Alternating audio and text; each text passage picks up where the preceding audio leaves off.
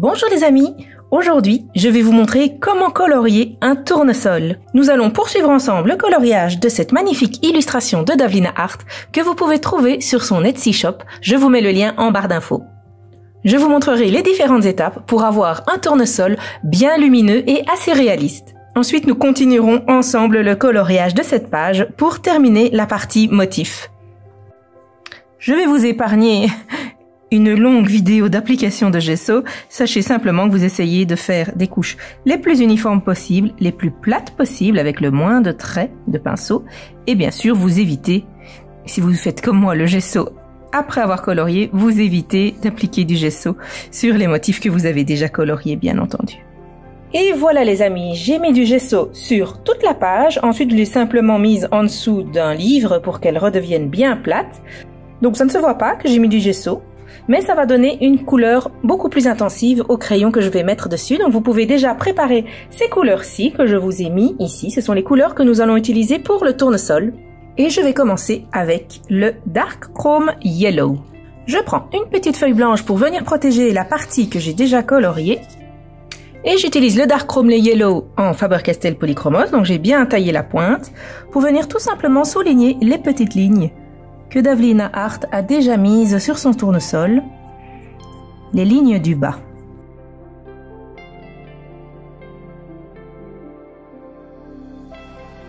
Simplement, vous repassez les lignes qui sont déjà là, avec une pression moyenne au début, et puis vous relâchez la pression vers le haut.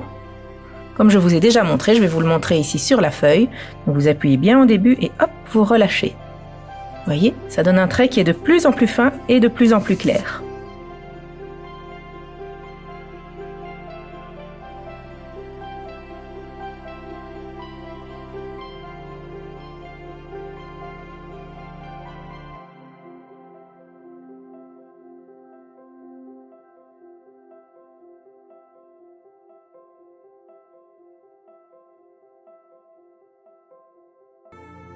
Ensuite, je prends le Dark Chrome Yellow. C'est vraiment la nuance qui est juste en dessous. On ne voit presque pas la différence. Et je repasse ces lignes en allant juste un tout petit peu plus loin. Et là où on se trouve entre deux pétales comme ici, je remplis la zone qui est dans l'ombre. Par contre, pour les pétales qui sont au-dessus comme celui-ci, je laisse bien clair sur le bord du pétale. Comme ça, on distingue bien les pétales qui sont en dessous des pétales qui sont au-dessus. Travailler avec les ombres en tenant compte de la façon dont les objets sont superposés, c'est vraiment ça qui va donner l'effet 3D à votre coloriage.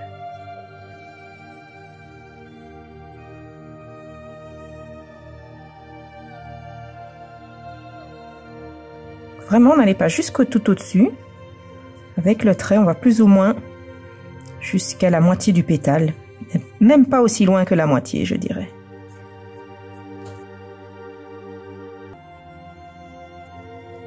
Maintenant, je prends le Cadmium Yellow Lemon, et avec celui-ci, je viens encore une fois prolonger les traits. Alors attention, ne remplissez pas tout le pétale. Laissez du blanc, principalement sur le bord du pétale, et une ou deux lignes de blanc au milieu. En travaillant par traits, du centre du pétale vers l'extérieur, c'est plus facile de laisser des traits blancs. Donc toujours travailler avec un crayon bien taillé. D'abord on va partir du bas vers le haut. Et ensuite, vous voyez, sur le haut, il y a aussi des petites lignes et vous vous en servez pour descendre. Tout en laissant des lignes blanches au milieu. Ça va donner un côté beaucoup plus lumineux à votre tournesol.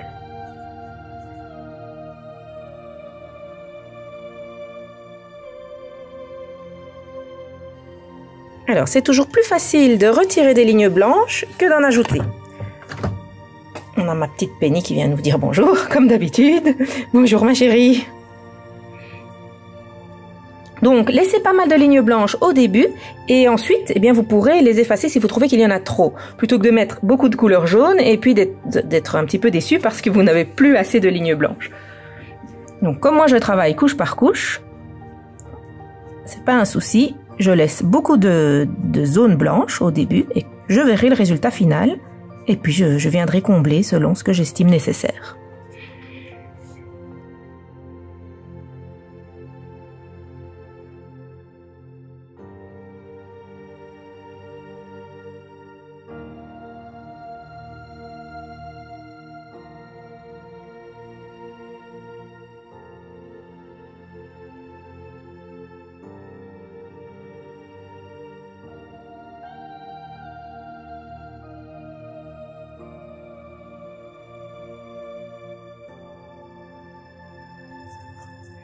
Donc je commence par le bas, je prolonge les lignes que j'ai déjà faites, je laisse du blanc sur le bord du pétale qui est au-dessus.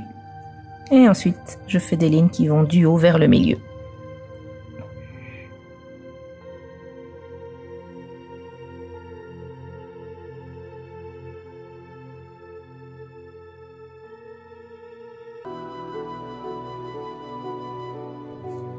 Maintenant, avec un peu de rouge, toujours un crayon bien taillé, je viens, en appuyant presque pas, repasser les traits que j'ai dessinés tout au début. Vous vous rappelez, avec le Dark Chrome Yellow. Mais je n'appuie presque pas parce que comme j'ai mis du gesso, ça rend mes couleurs très très intenses. Ici, je vais simplement ajouter un petit peu d'intensité dans la couleur sans que le rouge n'apparaisse réellement. Donc pour intensifier mes oranges, je mets un petit peu de rouge par-dessus, mais vraiment un tout petit peu.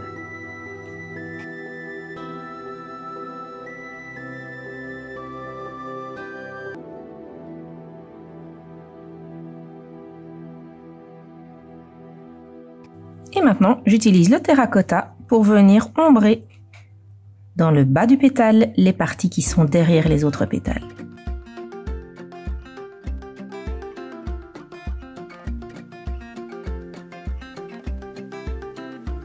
Donc je n'en mets pas sur les pétales qui sont complètement au-dessus. Sur un pétale comme celui-ci qui est pour partie au-dessus et pour partie en dessous, je n'en mets que du côté où il passe en dessous de l'autre pétale. Il faut bien analyser les lignes pour voir de quel côté vous mettez le terracotta.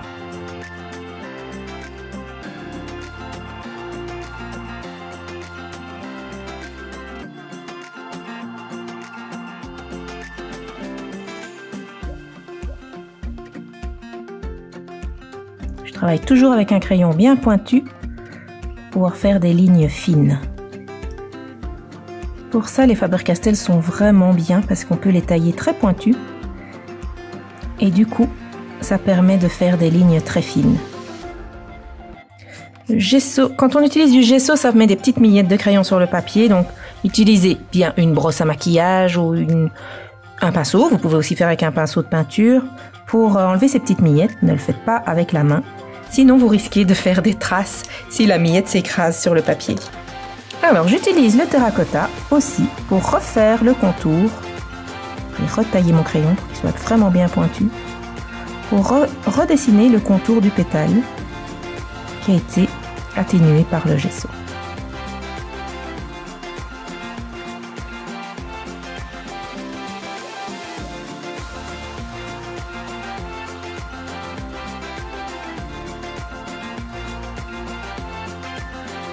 Bon, ici c'est tout simple, vous suivez la ligne qui a été dessinée par Davlina Hart.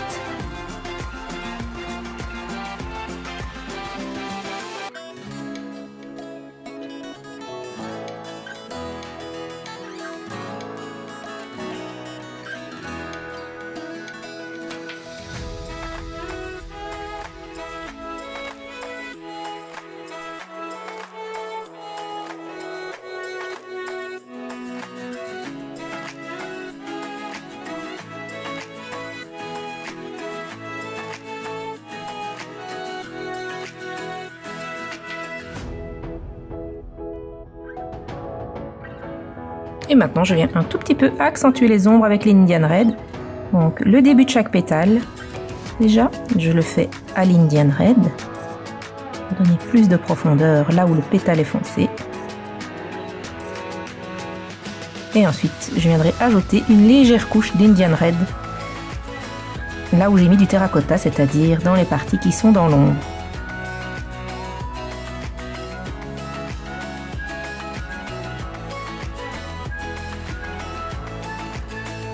Donc ici, pour dessiner la partie basse des pétales, j'appuie quand même assez bien. Je dirais que c'est une pression moyenne.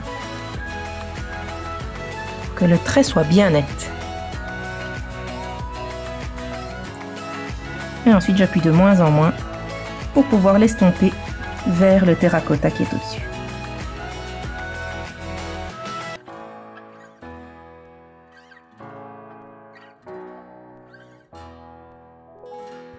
Voilà, et maintenant, avec mon Indian Red, je viens remettre des lignes sur les pétales qui sont en dessous et ainsi qu'une légère ombre là où les pétales se superposent.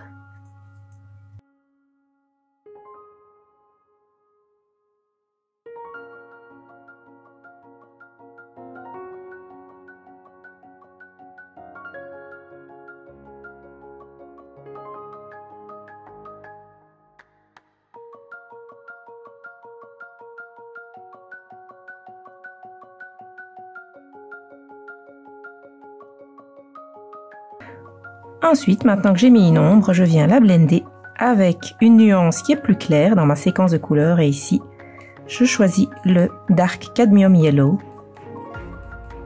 Simplement, je viens mettre une deuxième couche, toujours en faisant les petites lignes. Ça va emmener mes couleurs sombres un peu plus haut tout en les dégradant. Donc ça fait le travail pour moi. Et ça intensifie la couleur.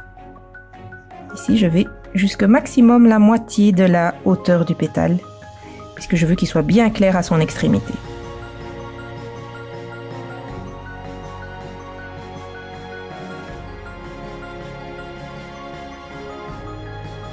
Vous pouvez bien entendu faire le même travail sans gesso si vous n'avez pas de gesso ou si vous n'aimez pas en utiliser. Ça c'est vraiment en fonction de ce que vous préférez. Juste moi je me suis... Au départ, je voulais faire sans gesso ce tournesol, je voulais le faire sans gesso, mais à côté de mes autres motifs, les citrouilles et la mésange qui avaient des couleurs très intenses grâce au gesso, ben du coup ça paraissait complètement fade, mon tournesol. Donc mettre du gesso seulement sur une partie de la page, j'ai trouvé que c'était pas concluant sur mes pages test, et c'est pour ça que finalement j'ai ajouté du gesso sur toute la page. Mais si vous n'avez pas utilisé de gesso au départ, eh bien, du coup, vous n'aurez pas ce contraste entre la partie très pigmentée et la partie où moi, je n'aurais pas mis de gesso, donc il n'y a pas de souci pour vous. Voilà, ici maintenant, j'intensifie. C'est ma dernière couche, je pense. Je suis jamais sûre à 100% que c'est ma dernière couche. En tout cas, j'intensifie mon jaune sur le haut du pétale, tout en laissant toujours des petites zones blanches. Sur le bord principalement, et une ou deux lignes blanches au milieu. Ça fait comme s'il y avait des petits plis dans le pétale, donc ça donne un aspect beaucoup plus naturel que si vous le coloriez complètement en jaune.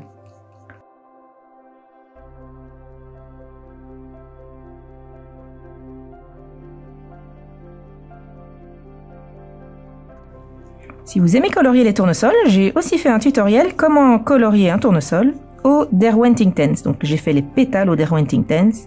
C'était un beaucoup plus gros tournesol. Je vous mets le lien vers cette vidéo dans une petite fiche que vous pouvez voir ici au-dessus de l'écran, en haut à droite.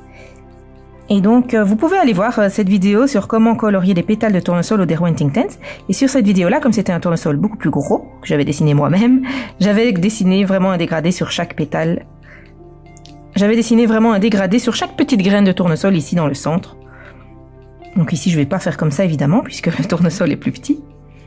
Et puis voilà, comme je colorie un autre tournesol, j'ai envie d'essayer une autre façon de le colorier. Ça vous permet de choisir dans mes tutos entre différentes façons de colorier la même chose.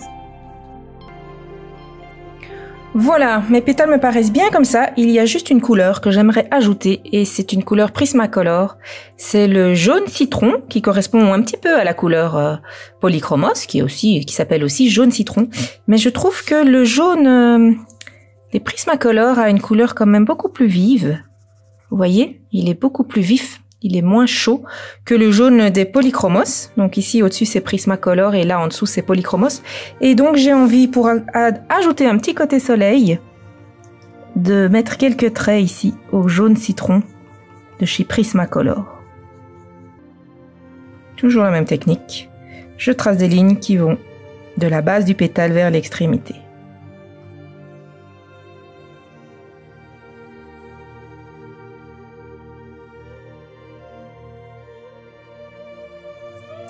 Ça ajoute quelque chose d'intéressant selon moi. Évidemment, c'est pas obligatoire. Si vous n'avez que les Polychromos et pas les Prismacolor et que vous vous êtes dit « Ah, chouette, pour une fois, elle fait un tuto en Polychromos », c'est vraiment pas obligatoire d'ajouter ce crayon jaune citron.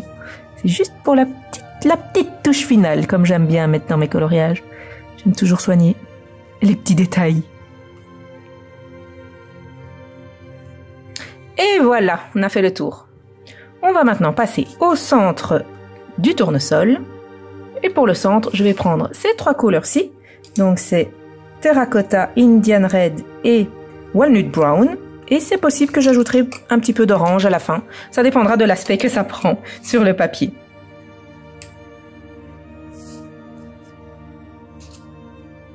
Alors, je commence avec le Walnut Brown, bien taillé. Et je viens colorier le centre. Ici qu'on voit en plus foncé, eh bien, je viens le colorier avec le Walnut Brown. Et je fais des petits ronds qui se superposent. À la fin, je vais remplir complètement ce centre. Mais le fait d'avoir fait des petits ronds, ça va donner un petit relief qui donnera l'impression des graines. Même si je remplis complètement, ça ne donnera pas du tout la même impression que si je le colorie avec des lignes, par exemple.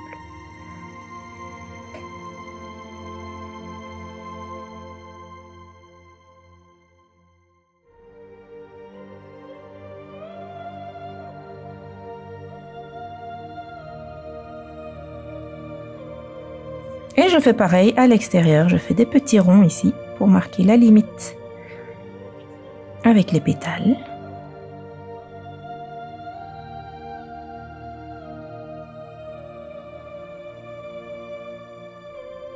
Je fais tout un cercle que je vais ensuite élargir vers le centre.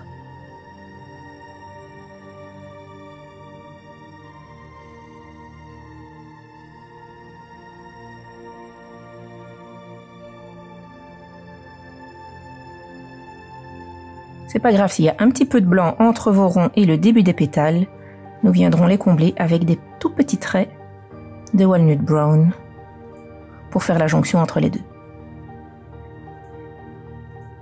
Voilà, ici par exemple. Vous voyez, je fais comme une petite frange là où le pétale naît. Principalement sur les pétales qui sont derrière, je suppose que vous vous en doutez. Vous commencez un petit peu à connaître ma façon de colorier. Accentuer les ombres, c'est vraiment quelque chose que je pratique et que j'aime bien faire.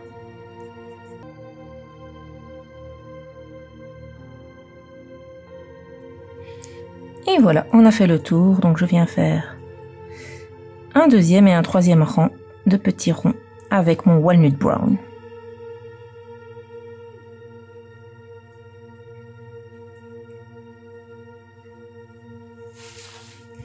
Si vous utilisez une feuille sur laquelle vous n'avez pas mis de gesso, vous ne devez pas faire tout ce travail que je suis en train de faire, parce que justement, Davlina a déjà colorié tous les petits ronds. Donc vous pouvez colorier par-dessus, simplement garder un mouvement circulaire avec votre crayon, mais vous ne devez pas les dessiner un par un. Moi, c'est parce que je les ai effacés, en fait, que je dois les remettre.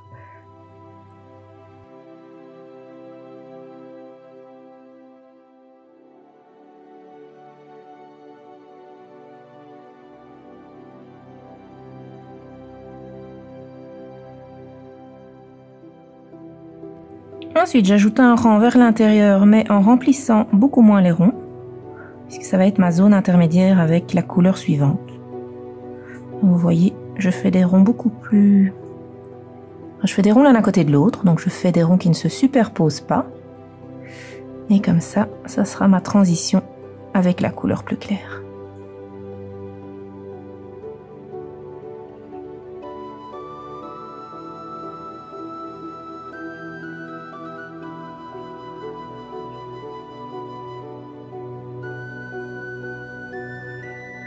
Voilà. Je prends maintenant l'Indian Red que j'ai bien retaillé pour qu'il soit bien pointu. Et je viens démarrer le même travail. Des petits ronds en repassant par-dessus la dernière couche de petits ronds que j'ai fait au Walnut Brown.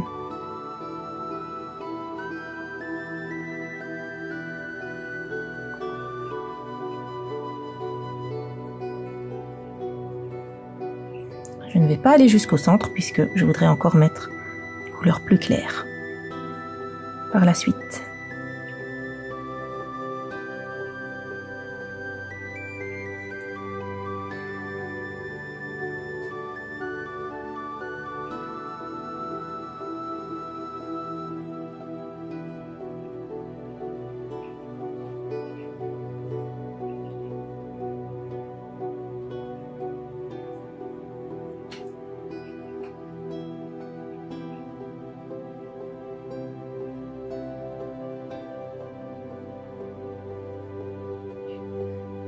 Voilà, et comme j'ai fait pour la couleur précédente, je viens faire le dernier cercle, des petits ronds l'un à côté de l'autre, pour faire la transition avec ma couleur plus claire.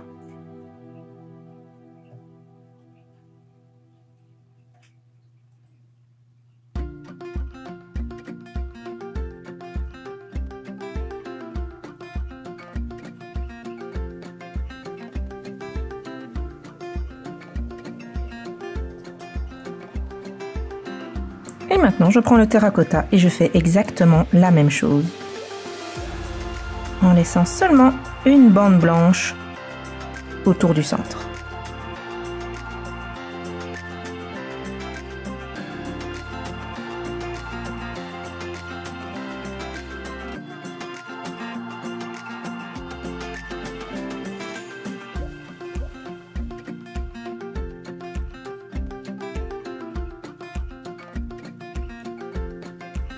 De temps en temps, je vérifie la forme du rond et je viens corriger certains endroits pour garder une jolie forme bien circulaire.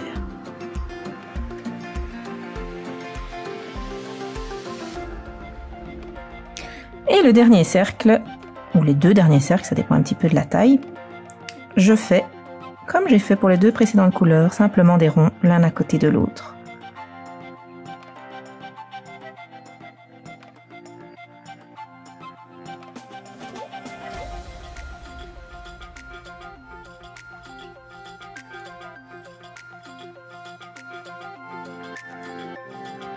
Voilà, ici on a l'impression de voir les petites graines qui composent le tournesol. Je viens par-ci par-là ajouter un petit peu de terracotta dans les petits points blancs, de façon irrégulière. J'en remplis certains, j'en laisse d'autres blancs, pour que ça fasse plus naturel.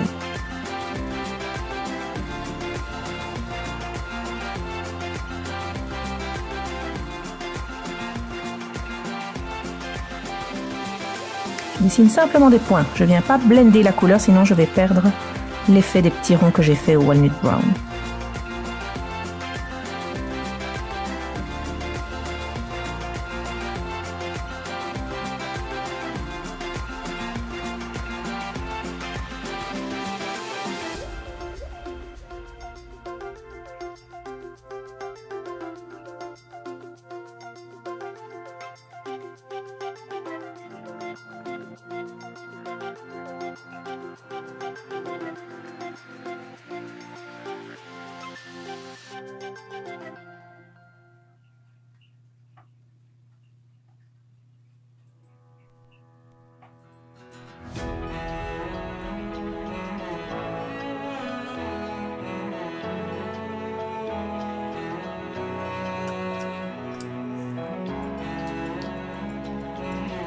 J'en remplis d'autres avec de l'Indian Red pour avoir une plus jolie variété.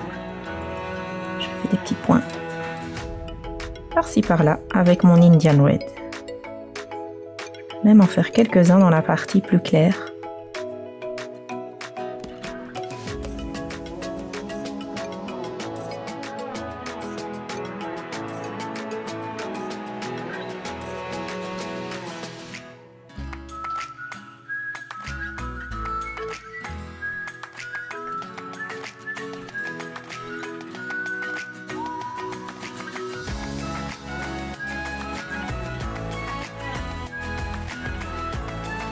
Ici j'ajoute des petits ronds à la transition parce que je trouve que la transition est trop nette. Donc j'ajoute quelques petits ronds avec de l'Indian Red mais sans qu'ils soient complètement en ligne. Sinon on voit ici un petit peu la ligne que j'ai faite. Donc ça je trouve ça trop net. Alors je vais en ajouter un petit peu pour que ce soit plus flou.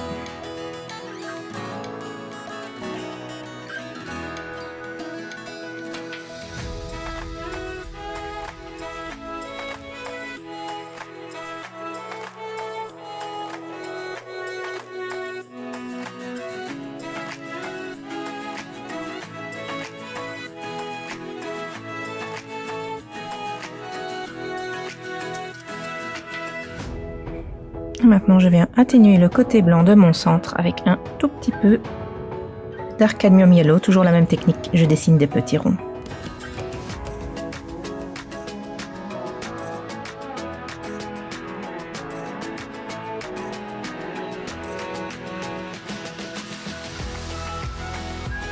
Et je viens en mettre aussi par-ci par-là dans les petits trous blancs qui restent dans les zones plus foncées.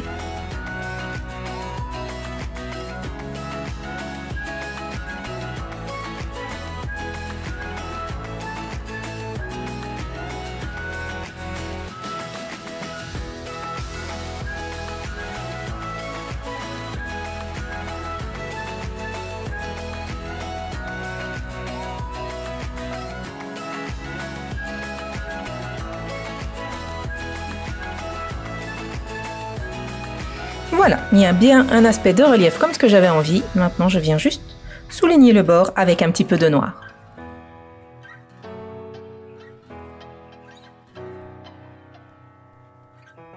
J'ajoute de façon irrégulière sur les bords quelques petits ronds noirs, mais de façon irrégulière. Ne faites pas un cercle comme on a fait au début. Vous faites de temps en temps aller les petits ronds noirs vers l'intérieur du centre du tournesol.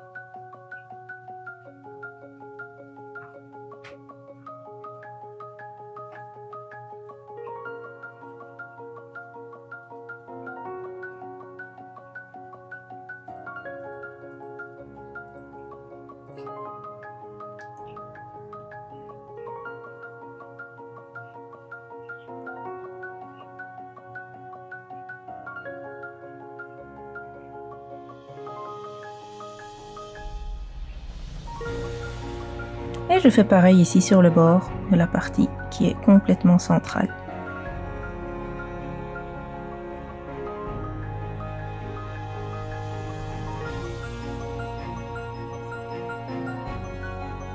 Voilà, là on arrive au stade où j'observe ce que j'ai fait pour voir où il y a quelques petites corrections à apporter.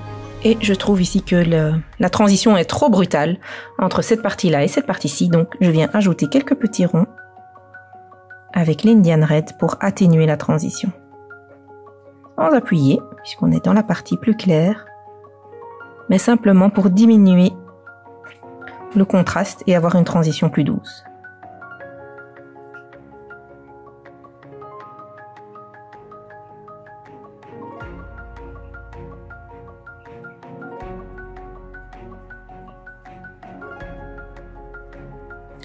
Et voilà, quand je regarde l'ensemble de ma fleur, je constate que le rouge que j'avais mis ici a un petit peu disparu sous les autres couleurs et donc je le remets très légèrement.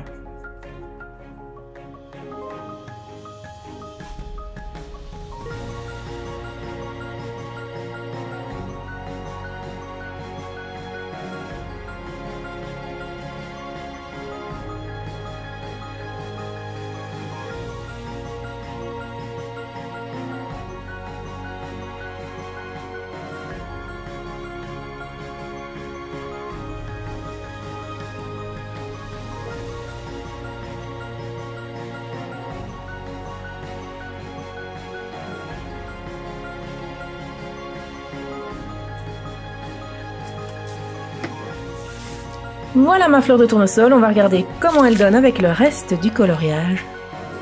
C'est parfait. Ce sont des couleurs bien intenses, mais quand même moins intenses que la citrouille, et ça c'est important parce qu'il ne faut pas que le tournesol éclipse la citrouille. N'oublions pas que la citrouille, c'est la partie principale du coloriage. Et maintenant, c'est parti pour colorier les feuilles de tournesol. Alors attention, je ne vais pas mettre la zone foncée au centre des deux côtés. Je vais la mettre au centre d'un côté et à l'extérieur de l'autre. Donc soyez bien attentifs au moment où je colorie, de voir quel côté je suis occupée à faire et visualisez bien l'endroit où je mets la zone sombre. Alors, je commence avec le Permanent Green. Donc je suis la ligne du milieu et je fais un trait qui ne touche pas le bord de cette petite veine ici de la feuille. Donc je laisse une zone blanche entre la partie coloriée et la veine. Je travaille en faisant des petits traits. Il n'y a pas besoin d'appuyer fort puisqu'on a mis du gesso et que du coup, la couleur est immédiatement très pigmentée. Donc je suis la ligne du milieu et je vais vers le haut en faisant des petits traits.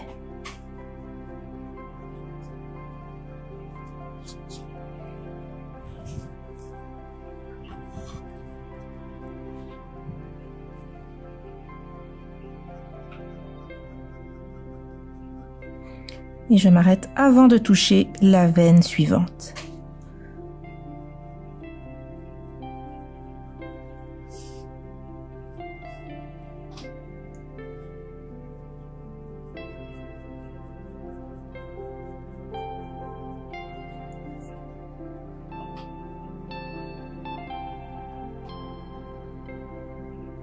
Ici au bout, je fais des traits de plus en plus petits en forme de triangle un petit peu. Alors pour la partie ici à l'extérieur, je ne fais pas mes traits à l'intérieur, mais je les fais ici sur le bord de la feuille. Donc j'imagine que la veine va jusqu'ici, je me décale un petit peu et je remonte comme ça.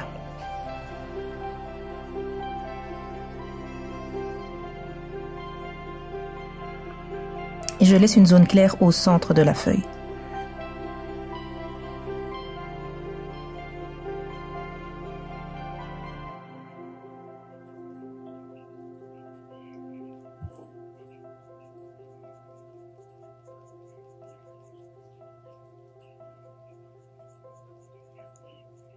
Et avec mes traits, je suis la forme de la feuille. Ici, j'imagine qu'elle est légèrement incurvée. Donc, je ne fais pas des traits droits. Je fais des traits légèrement incurvés.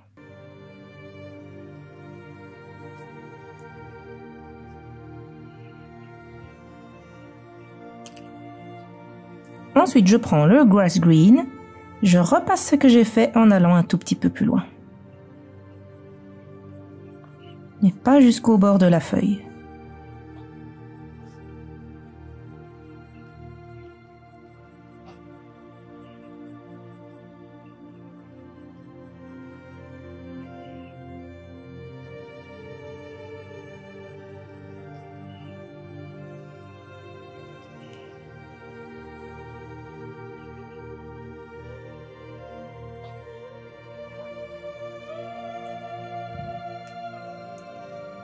Je fais pareil ici, mais en partant de l'extérieur de la feuille.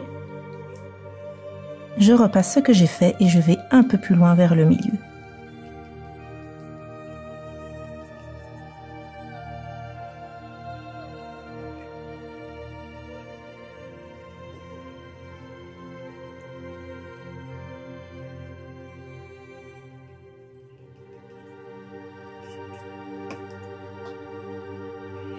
Ensuite, je prends un vert bien foncé et je viens accentuer le bord, uniquement le bord, avec des petits traits qui rentrent très légèrement vers l'intérieur. Je peux même repasser la ligne, puisqu'avec le gesso, elle est un peu effacée.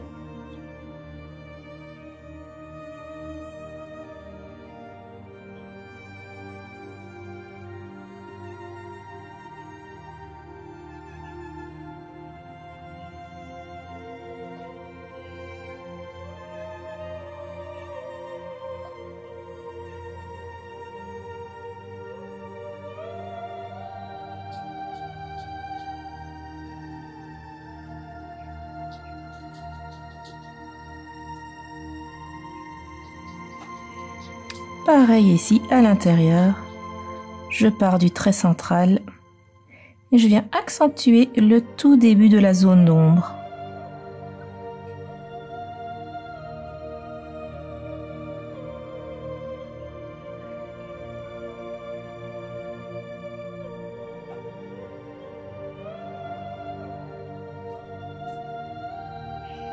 Pour faire ça, j'ai besoin que mon crayon soit bien taillé.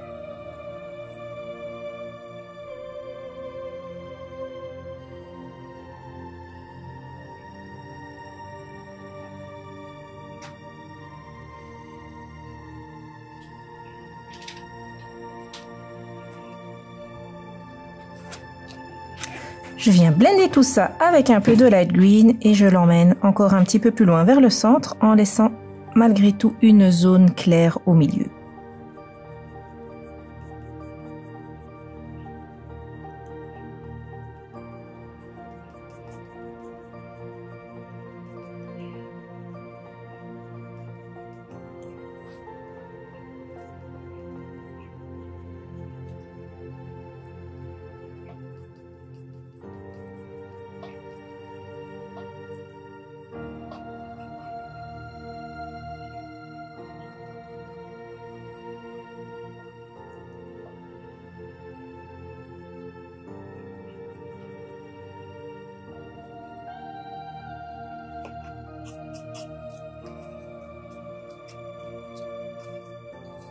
Et maintenant, avec le cream, je viens faire la petite zone au milieu et sur le bord qui restait blanche.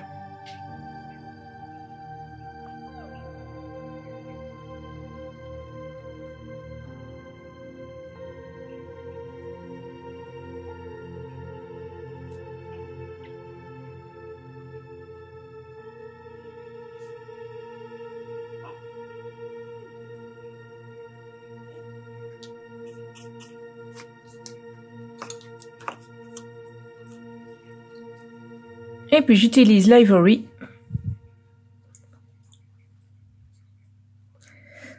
pour colorier les veines ici. Et je dépasse légèrement pour blender cette veine avec les couleurs qui sont autour.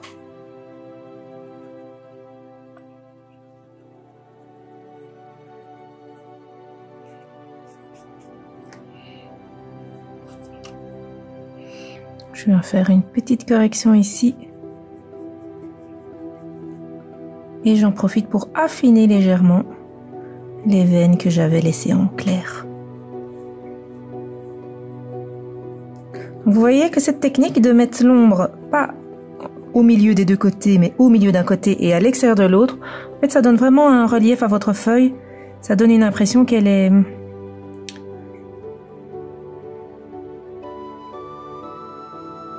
bombée. Je cherchais le mot en français en fait. C'est le mot belge qui me venait à l'esprit. Elle est crôlée, on dit en belge. Voilà, qu'elle est légèrement bombée. Et donc ça lui donne vraiment un relief d'utiliser cette technique. J'aime beaucoup faire ça sur les feuilles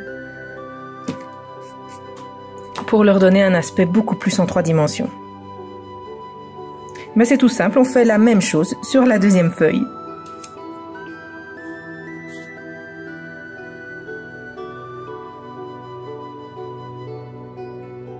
Donc sur le côté haut, je pars du milieu. En suivant la forme de la feuille et en n'allant pas jusqu'à la veine. Ici, je remplis l'intérieur et je continue mes petites lignes.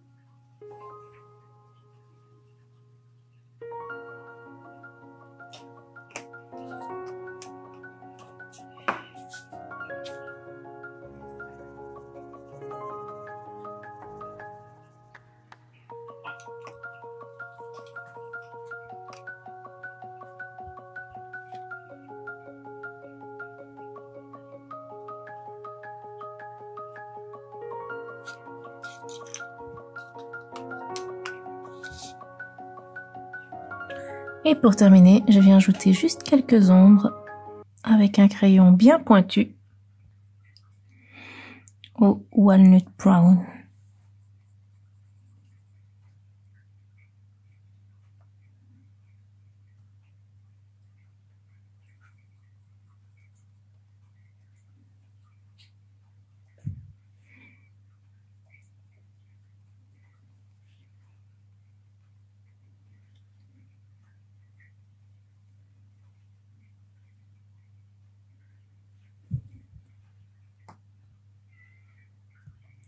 Et voilà comment je colorie un tournesol. Merci beaucoup de colorier avec moi. On se retrouve très bientôt pour une autre vidéo. Bon coloriage!